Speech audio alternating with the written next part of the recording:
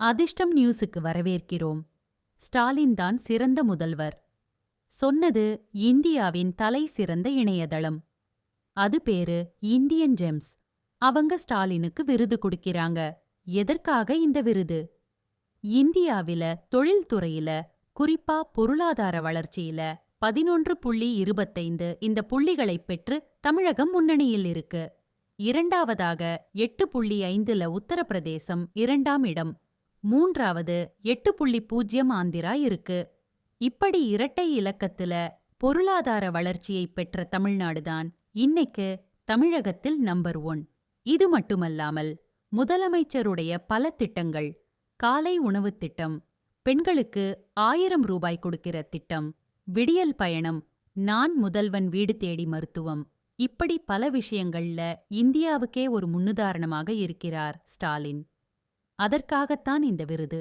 இது மட்டுமல்லாமல் இன்னைக்கு தமிழ்நாட்டுல பல தொழிற்சாலைகள் புரிந்துணர்வு ஒப்பந்தம் போட்டிருக்கிறாங்க. அதனால அடுத்த 15 ஆண்டுகளில் தமிழகம் இன்னும் பெரிய வளர்ச்சி அடையும்.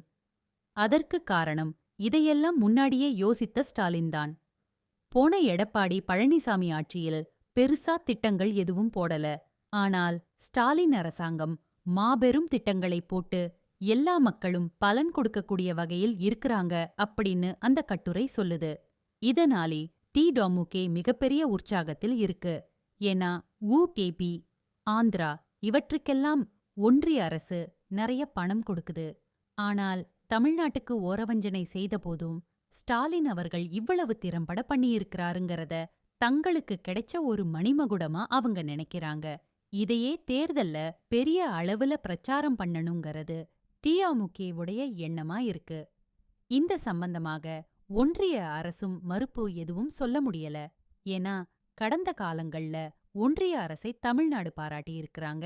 இதை வச்சு பார்க்கும்போது வரப்போகிற தேர்தலிலும் ஸ்டாலினை யாரும் அசைக்க முடியாதுங்கிறது தான் இன்னைக்கு உள்ள ட்ரெண்ட் அப்படிங்கிறாங்க அவங்க. இத பத்தி உங்க கருத்தை நீங்க சொல்லுங்க.